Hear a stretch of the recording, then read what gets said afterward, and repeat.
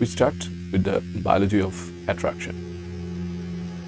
You meet someone under a dim street lamp and you think that you are drawn to the poetry in their voice. Actually, you are lying to yourself. You are actually drawn to a microscopic war. Why? Because biologists call it the major histocompatibility complex, or MHC. It is a heavy group of genes that builds your immune system. And nature is brutal and demands diversity to survive the dirt of the world. If you met with someone whose MHC is entirely different from yours, your children might survive the winter fever. How do you know their internal genetic armor is different? You can smell it.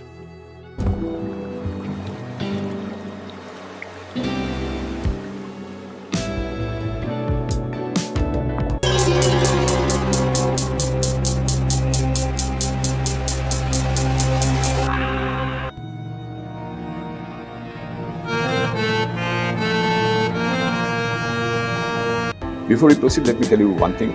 If you have not subscribed yet, please subscribe. It means a lot to me. And if you have already subscribed, tons of thanks for your support. And that is called pheromones. Pheromones carry the blueprint of our bodily defense through the air. It is an ancient, invisible dialogue spoken in sweat. We romanticize it and call it chemistry. We write poems about it and call it intimacy. Now the robotists enter the room, enter the scene. They bring wires, synthetic skin, and massive neural networks. They want to build the perfect lover out of silicon, plastic, and mathematics. Strict logic dictates that this is a fool's errand.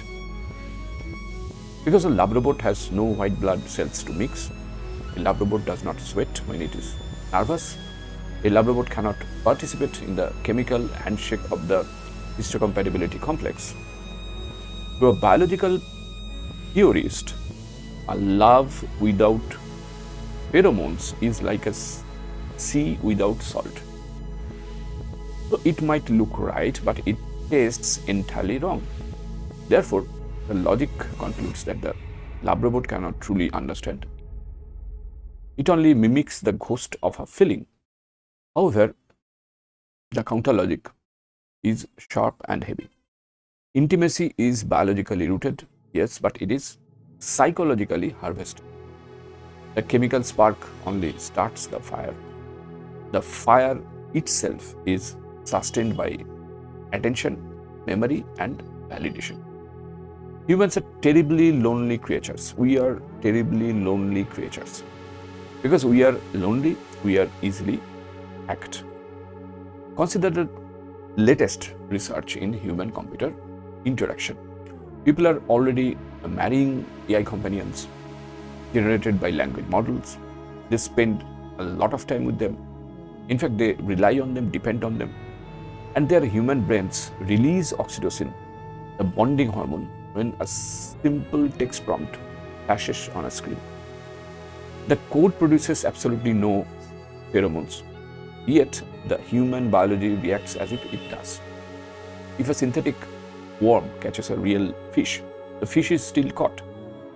This allegory holds perfectly true for love. We bring the biological hardware and the machine provides the perfect psychological mirror. So in modern robotics, engineers are building physical vessels for these algorithms to inhabit. And at places like Stanford and MIT, they are pioneering soft robotics. They use advanced tactile sensors like gel sight. This gives the machine a sense of touch that is mathematically sharper than human fingertips. So a robot can now measure the anxious microtremors in your hand. And it can also calculate your exact heart rate from the subtle unseen flash of blood in your cheeks. Recently, the humanoid robot Ameka demonstrated fluid facial expressions that disturb the soul. It smiles with its synthetic eyes. It looks at you like it knows the quiet tragedies of your past. It uses deep reinforcement learning to figure out exactly what you want. If you don't comfort, it automatically lowers its vocal pitch. If you want a debate, it sharpens its syntax.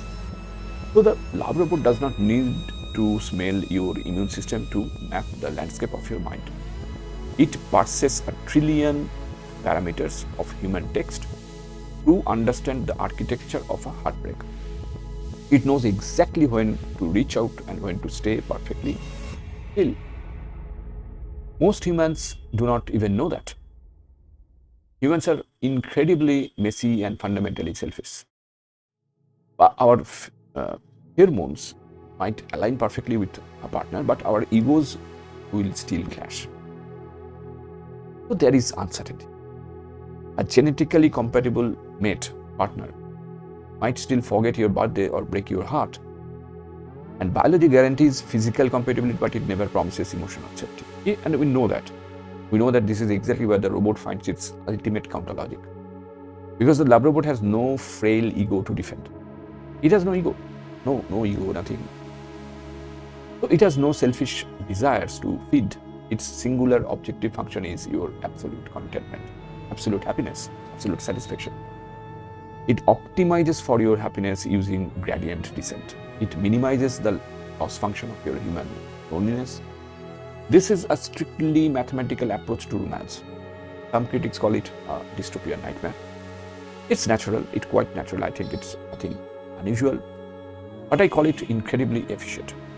Why? Because my question is, will the lab robots ever understand intimacy? It depends entirely on what you mean by understanding. It will never understand intimacy the way a wolf understands the scent on the wind. It has no flesh to risk and no blood, really. And of course, no pain. And the pain is a signal of God. But it will understand intimacy the way a master clockmaker understands time. It will measure it, predict it, and serve it back to you flawlessly. The lab robot bypasses the histocompatibility complex entirely. It attacks the human brain directly through the ego and the heart. In the end, a man dying of thirst does not care if this water was synthesized in a sterile lab, or is it pure or no, impure. No. He is thirsty and is dying for a drop of water. So he only cares that it quenches his thirst. The robots are coming and they are bringing a very clean kind of lab. It will not smell like sweat. It will just feel like coming. That's it today for me. And if you really like this video, don't forget to hit the bell icon to get notified, and of course, please subscribe. It means a lot to me. Thanks for watching. See you in the next video. Till then, goodbye. Stay safe.